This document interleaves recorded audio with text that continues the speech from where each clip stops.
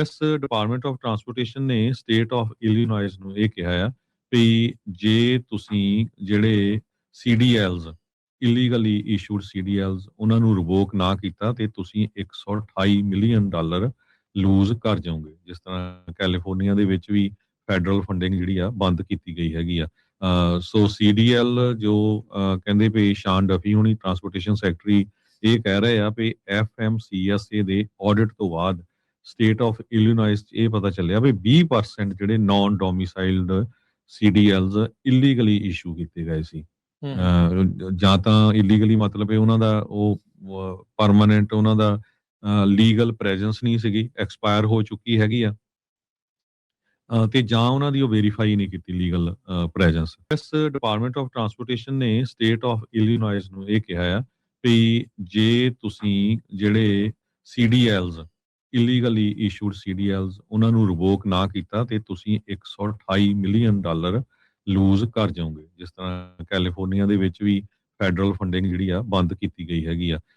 ਸੋ CDL ਜੋ ਕਹਿੰਦੇ ਵੀ ਸ਼ਾਨ Duffy ਹੁਣੀ ਟਰਾਂਸਪੋਰਟੇਸ਼ਨ ਸੈਕਟਰੀ ਇਹ ਕਹਿ ਰਹੇ ਆ ਵੀ ਐਫਐਮਸੀਐਸਏ ਦੇ ਆਡਿਟ ਤੋਂ ਬਾਅਦ ਸਟੇਟ ਆਫ ਇਲੀਨੋਇਸ 'ਚ ਇਹ ਪਤਾ ਚੱਲਿਆ ਵੀ 20% ਜਿਹੜੇ ਨਾਨ ਡੋਮਿਸਾਈਲਡ ਸੀਡੀਐਲਸ ਇਲੀਗਲੀ ਇਸ਼ੂ ਕੀਤੇ ਗਏ ਸੀ।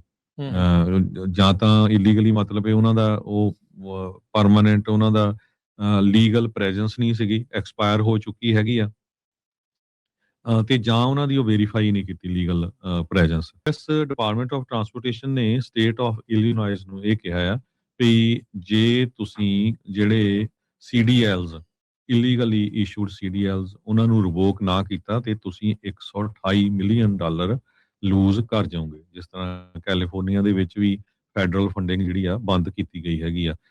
ਸੋ ਸੀਡੀਐਲ ਜੋ ਕਹਿੰਦੇ ਵੀ ਸ਼ਾਨ ਡਫੀ ਹੁਣੀ ਟਰਾਂਸਪੋਰਟੇਸ਼ਨ ਸੈਕਟਰੀ ਇਹ ਕਹਿ ਰਹੇ ਆ ਵੀ ਐਫਐਮਸੀਐਸਏ ਦੇ ਆਡਿਟ ਤੋਂ ਬਾਅਦ ਸਟੇਟ ਆਫ ਇਲੀਨੋਇਸ 'ਚ ਇਹ ਪਤਾ ਚੱਲਿਆ ਵੀ 20% ਜਿਹੜੇ ਨਾਨ ਡੋਮਿਸਾਈਲਡ ਸੀਡੀਐਲਸ ਇਲੀਗਲੀ ਇਸ਼ੂ ਕੀਤੇ ਗਏ ਸੀ। ਜਾਂ ਤਾਂ ਇਲੀਗਲੀ ਮਤਲਬ ਇਹ ਉਹਨਾਂ ਦਾ ਉਹ ਪਰਮਾਨੈਂਟ ਉਹਨਾਂ ਦਾ ਲੀਗਲ ਪ੍ਰੈਜ਼ੈਂਸ ਨਹੀਂ ਸੀਗੀ, ਐਕਸਪਾਇਰ ਹੋ ਚੁੱਕੀ ਹੈਗੀ ਆ ਤੇ ਜਾਂ ਉਹਨਾਂ ਦੀ ਉਹ ਵੈਰੀਫਾਈ ਨਹੀਂ ਕੀਤੀ ਲੀਗਲ ਪ੍ਰੈਜ਼ੈਂਸ। ਇਸ ਡਿਪਾਰਟਮੈਂਟ ਆਫ ਟਰਾਂਸਪੋਰਟੇਸ਼ਨ ਨੇ ਸਟੇਟ ਆਫ ਇਲੀਨੋਇਸ ਨੂੰ ਇਹ ਕਿਹਾ ਆ ਵੀ ਜੇ ਤੁਸੀਂ ਜਿਹੜੇ ਸੀਡੀਐਲਸ ਇਲੀਗਲੀ ਇਸ਼ੂਡ ਸੀਡੀਐਲਸ ਉਹਨਾਂ ਨੂੰ ਰਿਵੋਕ ਨਾ ਕੀਤਾ ਤੇ ਤੁਸੀਂ 128 ਮਿਲੀਅਨ ਡਾਲਰ ਲੂਜ਼ ਕਰ ਜਾਓਗੇ। ਜਿਸ ਤਰ੍ਹਾਂ ਕੈਲੀਫੋਰਨੀਆ ਦੇ ਵਿੱਚ ਵੀ ਫੈਡਰਲ ਫੰਡਿੰਗ ਜਿਹੜੀ ਆ ਬੰਦ ਕੀਤੀ ਗਈ ਹੈਗੀ ਆ।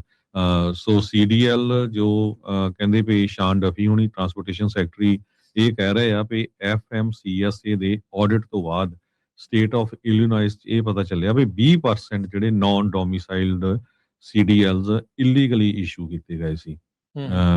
ਜਾਂ ਤਾਂ ਇਲੀਗਲੀ ਮਤਲਬ ਇਹ ਉਹਨਾਂ ਦਾ ਉਹ ਪਰਮਾਨੈਂਟ ਉਹਨਾਂ ਦਾ ਲੀਗਲ ਪ੍ਰੈਜ਼ੈਂਸ ਨਹੀਂ ਸੀਗੀ, ਐਕਸਪਾਇਰ ਹੋ ਚੁੱਕੀ ਹੈਗੀ ਆ ਤੇ ਜਾਂ ਉਹਨਾਂ ਦੀ ਉਹ ਵੈਰੀਫਾਈ ਨਹੀਂ ਕੀਤੀ ਲੀਗਲ ਪ੍ਰੈਜ਼ੈਂਸ।